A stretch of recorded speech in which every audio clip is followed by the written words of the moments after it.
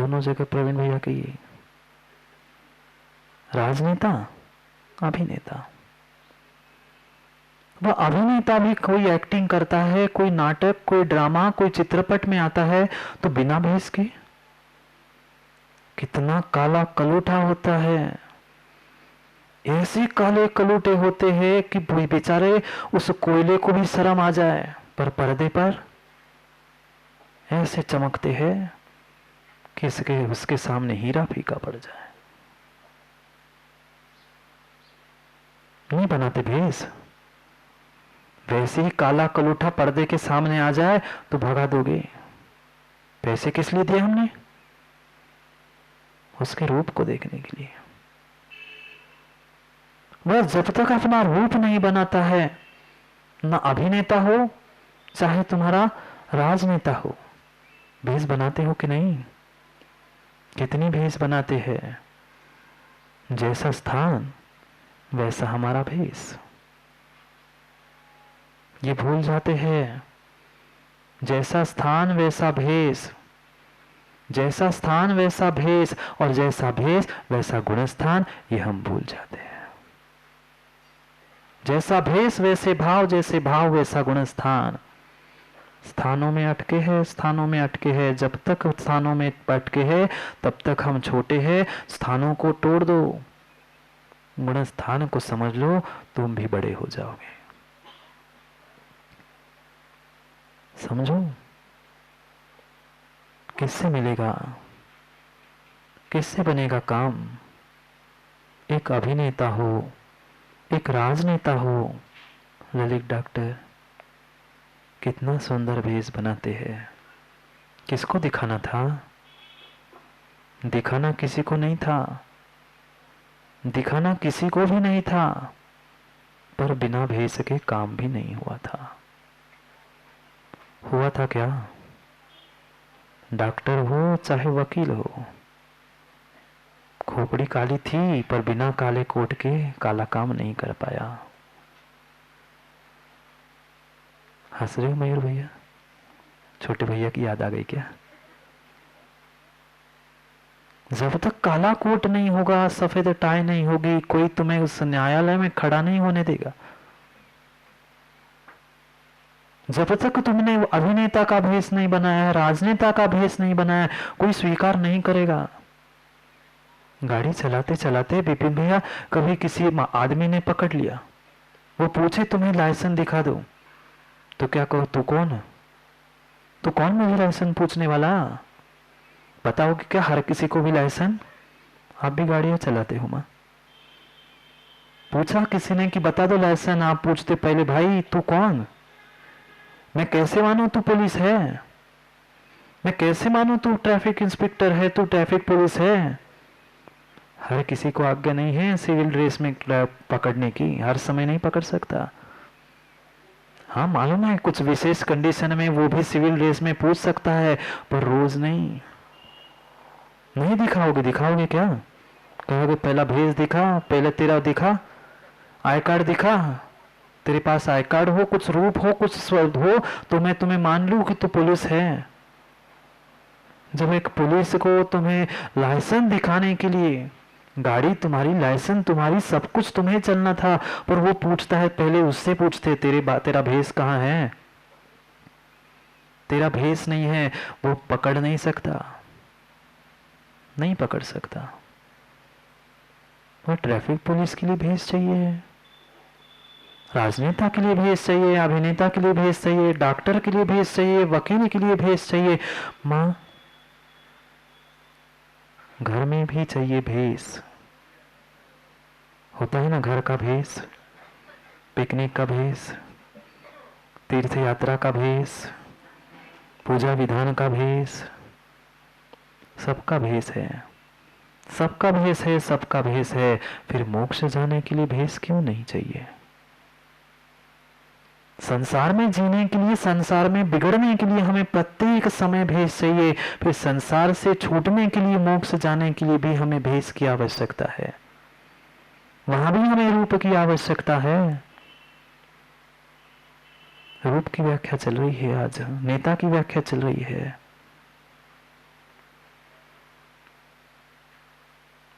उस धर्म पहुंच गया उस राजनीति में, पर हमने जीतो भैया कितना काम कर लिया। धर्म और धर्मात्मा वही की वही, नेता आज यहां कल वहां परसों वहां, पर हम वही के वही। नहीं सुधरी हमारी हालत, ना हमारी हालत सुधरी है भैया, ना रोड की हालत सुधरी। सब सुधर गया पर हम नहीं सुधरे। पहुंच गया है तो उसे हमें धर्म को भी जितुया स्थापित करना चाहिए।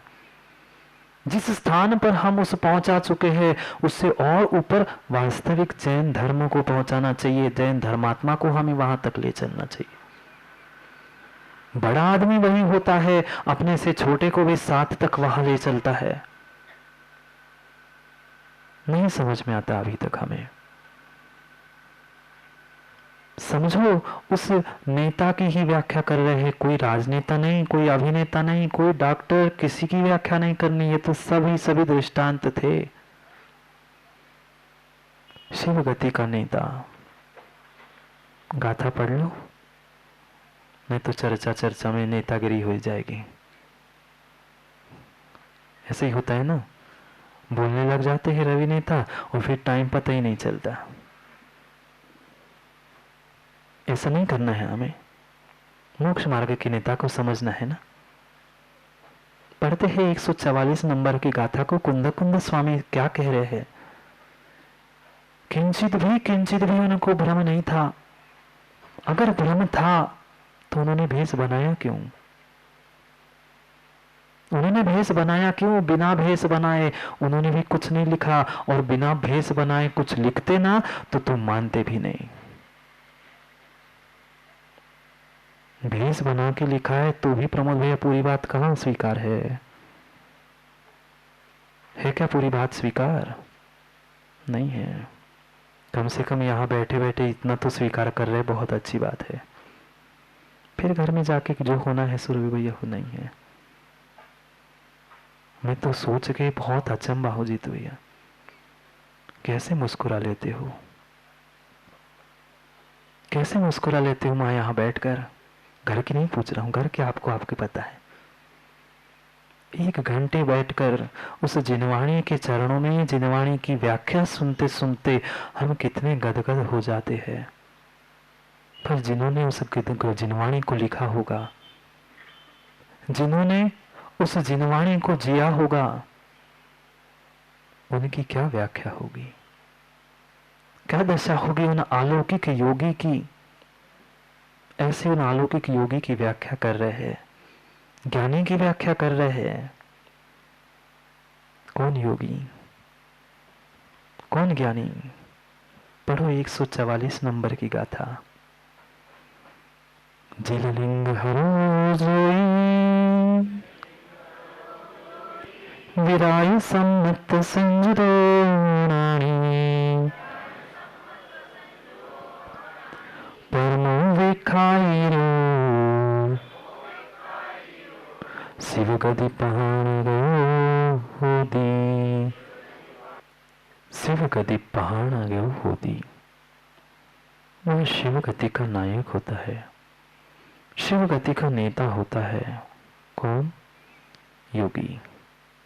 वह योगी जिसने उस भेष को प्राप्त कर लिया, भेष के साथ साथ भावों को भी प्राप्त कर लिया। ऐसा वह ज्ञानी योगी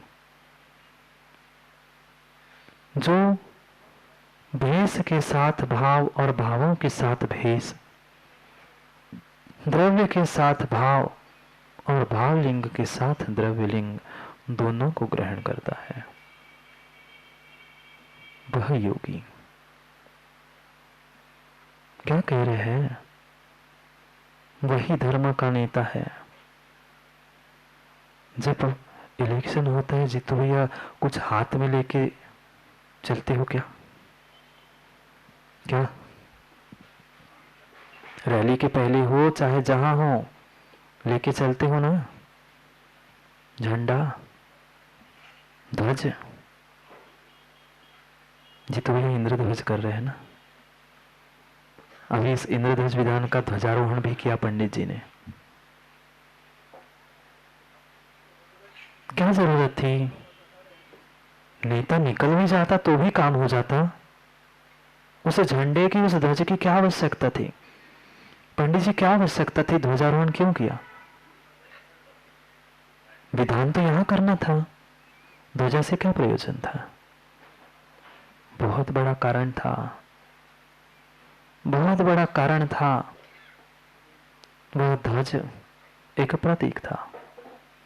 वह जो झंडा लेकर घूम रहे थे, आगे आगे गाड़ी के आगे पीछे सब जगह, वो क्या था? एक प्रतीक था, एक सिंबल था, एक लिंग था, एक साधन था, एक लक्षण था। किसको बताने के लिए? यहाँ कुछ धर्म का अनुष्ठान हो रहा है। यहाँ पीछे से कोई नेता आ रहा है, कितनी लंबी लाइन होती आगे। क्यों? पता चले कि पीछे कोई आ रहा है। जैसे श्रावकों के लिए वह वस्त्र का ध्वज धर्म ध्वज के रूप में दिया है, ऐसे ही जिन लिंग के साथ साथ आचार्यों ने और मुनिराजों ने और अरहंतों ने ये धर्म की ध्वजा उनके हाथ में पकड़ा दी है कि ला बेटा इसको लेके चल। नंगों की कमी नहीं है गांव में, देश में नंगों की कमी नहीं है, पर नंगा साधु नहीं होता और साधु नंगा भी नहीं होता। दिगंबर होता है, नग्नत्व होता है। जिसके हाथ में पिच्छी कमंडल होता है वही दिगंबर भेषधारी धरती का देवता होता है।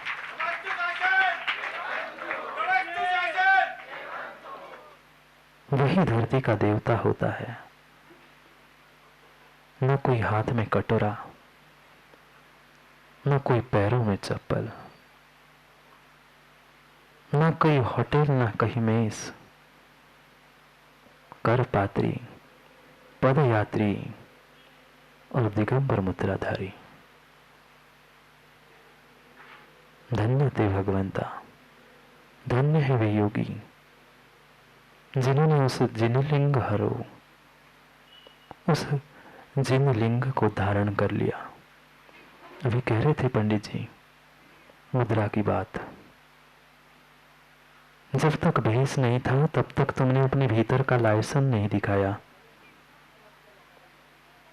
जब तक डॉक्टर अपना भेष नहीं बना के आता तब तक उसे ऑपरेशन भी नहीं करने दिया जाता। ललित डॉक्टर देता है करने? नहीं। पुलिस वाले को तुम लाइसेंस नहीं दिखाते, डॉक्टर से उपचार करना नहीं चाहते। क्यों? भेष नहीं था। पर ये भी बहुत कान खोल के सुन ले सभी, भेष मात्र बनाने से भी सचिन भैया काम होने वाला नहीं है। भेष उपादान नहीं था, भेष साधन था, उपाय था, उपेय उससे कोई और ही था। ये लक्ष्य मत भूल जाना। सन्मति भैया बहुत जल्दी भूल जाते हैं। मैंने तो भेष प्राप्त कर लिया, मेरा तो काम हो ही जाएगा, जरूरी नहीं है। भेष पिच्छी कमंडल निर्वाण देने वाला नहीं है। किंचित भी भेष और दिगंबर मुद्रा पिच्छी कमंडल निर्वाण देने वाला नहीं है। तुम्हारे भाव, तुम्हारा उपादान ही निर्वाण कराने वाला है। पर कब निर्वाण? तभी होगा जब भेष का निर्माण होगा। बिना भेष के भाव नहीं बन सकते। बनते हैं क्या? है क्या हिम्मत प्रमोद भैया वहां से उठकर श्री जी के पास भी आके बैठने की? चरण छूने की कह नहीं रहा हूं, अभिषेक करने की कह नहीं रहा हूं। क्यों? आप तो त्रैकालिक शुद्ध हो, त्रैकालिक भगवान शुद्ध आत्मा को छूने में क्या परेशानी थी रवि भैया? बिना भेष के भाव नहीं बनते, नहीं बनते। इसी वस्त्रों में ये सब चले जाना होटल में, चले जाओगे? क्यों? जब तक इन वस्त्रों में रहोगे तब तक भाव नहीं बनेंगे होटल जाने के। पहने कभी प्रतीक धोती दुपट्टा? 10 दिन तो पहने थे ना। लगा था का किंचित भी एक बार भी मैं ढाबे पर ठेले पर जाके खाऊं, और जैसे जिस दिन कपड़े उतार दिए उस दिन लगा था कब भाग जाऊं। भेष का महत्व है, पर भेष को भेष तक सीमित रखना। भेष से कल्याण होने वाला नहीं है, भेष से कल्याण होने वाला नहीं है, पर मां इतना भी सुन लेना, बिना भेष से भी वहां तक पहुंचने वाले नहीं है। साधकतम साधन मेरा उपादान मेरे भाव ही है, पर वहां तक पहुंचने के लिए ये साधन का साधन, कारण का कारण, यह उपचार से कारण भी जरूरी है। जरूरी है।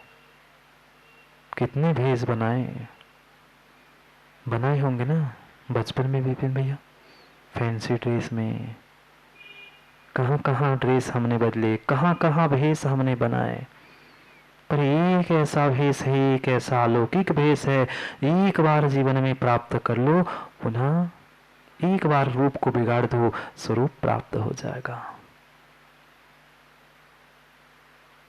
मजाक चल रहा था। एक बहुरूपिया था, सबके रूप बना के दिखाता था। एक बहुरूपिया था, सबके रूप, जो कहो जिसका कहो उसका रूप बना के दिखाता था। आप लोगों की नहीं कह रहा हूं मैं तो, पल पल में हम रूप बदलते हैं। वह ध्वज दंड पर कील पताका ध्वजा कुछ समय के लिए फिर भी रुक जाए, पर हमारे परिणाम पल में इधर पल में उधर। सबके रूप बनाता था। राजा को लगा मैं इसको देखता हूं, मेरे से ज्यादा प्रशंसा इसकी होती है। मैं जिस राज्य में रहता हूं राजा मैं, किससे ईर्ष्या हुई? उस बहुरूपिया से जो नाटक करता था, रूप दिखाता था, उसकी और राजा की क्या कंपैरिजन। पर फिर भी ईर्ष्या हो गई। मैं देखता हूं, मैं ऐसा रूप करने के लिए उसको बता दूंगा कि जीवन में कभी वह रूप बना ही नहीं सकता। वो कह देगा मैं हार जाऊंगा। पर वो भी बहुरूपिया था। कुछ सामान्य उसने दरबार में बुलाकर रूप बनवा लिए। वो तो कुछ मिनटों में ऐसे चुटकी में वह कपड़े बदलकर, ड्रेस बदलकर, रूप बदलकर राजा के सामने आता था।